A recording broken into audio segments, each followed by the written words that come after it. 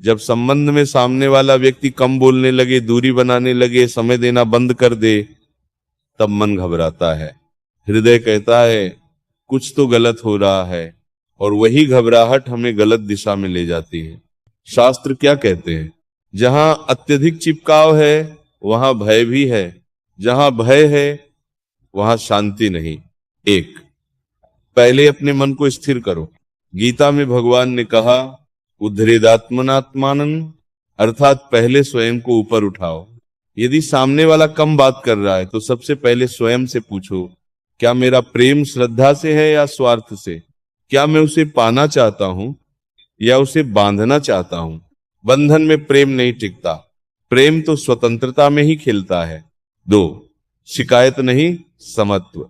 जब वो कम बात करे और तुम बार बार प्रश्न करो, तुम बदल गए हो, तुम पहले जैसे नहीं रहे, तो समझ लो तुम प्रेम नहीं, दबाव बना रहे हो। शास्त्र कहते हैं समत्व योग उच्यते, स्थिति जैसी भी हो मन सम रहना चाहिए। यदि वो दूर जा रहा है तो उसे जाने दो। जो वास्तव में तुम्हारा है वो तुम्हें छोड़कर नहीं जाएगा, और जो चला गया वो कभी था ही नहीं। तीन, अत्यधिक उपलब्ध मत बनो। संसार का नियम है, जो सहज उपलब्ध हो जाता है उसका मूल्य कम हो जाता है। प्रेम का अर्थ ये नहीं कि स्वयं को मिटा दो, प्रेम का अर्थ है स्वाभिमान के साथ समर्पण। यदि वो कम बात करे तो तुम भी अपने भीतर लौट आओ। नाम जपो, ध्यान करो, अपने कर्म पर ध्यान दो। जब तुम्हारा मन प्रसन्न होगा, आत्मा संतुष्ट होगी, तो सामने वाला स्वयं अनुभव करेगा यह व्यक्ति मेरे बिना भी शांत है, और यही शांति आकर्षण बन जाती है। चार, भय नहीं, विश्वास। डर मत रखो कि वो किसी और के पास चला जाएगा। यदि उसका मन डोल रहा है तो तुम्हारी पकड़ उसे रोक नहीं सकती। प्रेम पकड़ने से नहीं, विश्वास से टिकता है। यदि वह सच में तुम्हें चाहता है तो कुछ दूरी के बाद स्वयं लौटेगा, और यदि नहीं लौटता तो ईश्वर तुम्हें किसी बेहतर मार्ग के लिए तैयार कर रहे हैं। पांच, अंतिम सत्य। सच्चा प्रेम कभी टूटता नहीं। जहां बार बार छोड़ने का भाव आए वहां आसक्ति अधिक है, आत्मीयता कम। अपने संबंध को भगवान को समर्पित करो। कहो प्रभु जो मेरे लिए उचित हो वही हो। फिर देखो मन में कैसी शांति उतरती है। याद रखो तुम किसी के पीछे भागने के लिए नहीं जन्मे। तुम्हारा मूल्य इतना कम नहीं कि तुम्हें स्वयं को सिद्ध करना पड़े। पहले स्वयं से प्रेम करो, फिर संसार तुम्हारे प्रेम को समझेगा। एक बात और समझ लो, जब कोई व्यक्ति तुम्हारे जीवन में दूर होने लगता है तो ये केवल संबंध की परीक्षा नहीं होती, ये तुम्हारे अंतर की अवस्था की परीक्षा होती है। शास्त्रों में कहा गया है यदा यदा मनः चंचलम भवति तदा तदा स्मरणम आवश्यकम। जब जब मन व्याकुल हो तब प्रभु का स्मरण आवश्यक है। 6, दूरी को दंड मत समझो, संकेत समझो। कभी कभी ईश्वर किसी को तुमसे दूर इसलिए करते हैं ताकि तुम स्वयं की ओर निकट आ सको।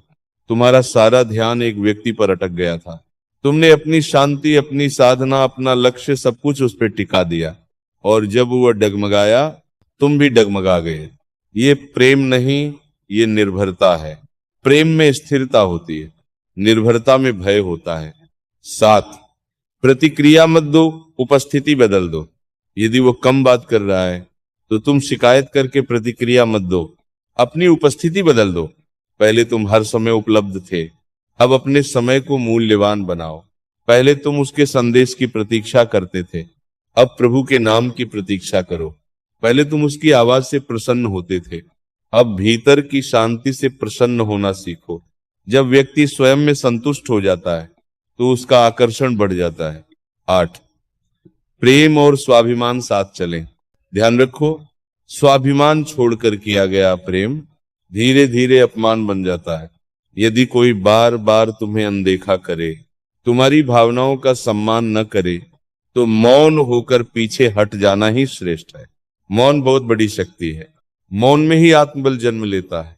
9, यदि वह लौट आए, यदि कुछ समय बाद वह स्वयं तुम्हारे पास आए तो उसे ताना मत देना।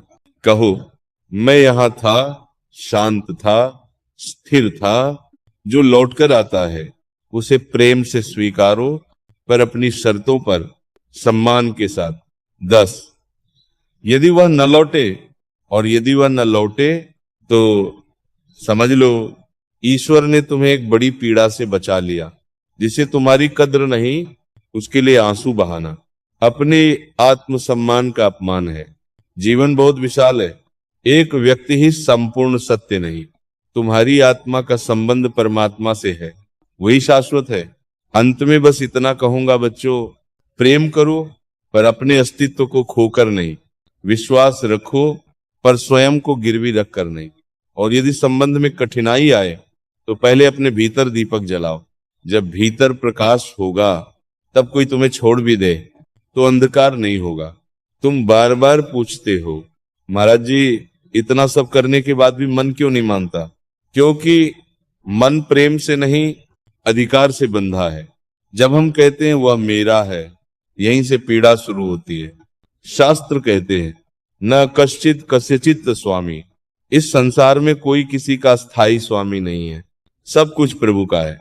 11, संबंध सेवा है, स्वामित्व नहीं। यदि तुम किसी से प्रेम करते हो तो उसे भगवान का अंश मानकर सेवा करो। सेवा में अपेक्षा नहीं होती, सेवा में सौदा नहीं होता। आजकल लोग कहते हैं मैंने इतना किया, उसने क्या किया? ये व्यापार है बच्चों, प्रेम नहीं। जहां हिसाब शुरू हुआ वहां प्रेम समाप्त हुआ। 12, अपने जीवन को ऊंचा उठाओ, जब कोई दूर होने लगे तो उसके पीछे मत भागो। अपने जीवन को ऊंचा उठाओ, स्वास्थ्य सुधरो, ज्ञान बढ़ाओ, कर्म में श्रेष्ठ बनो, भक्ति में गहरे जाओ। जब व्यक्ति भीतर से तेजस्वी हो जाता है तो संसार स्वयं उसकी ओर आकर्षित होता है।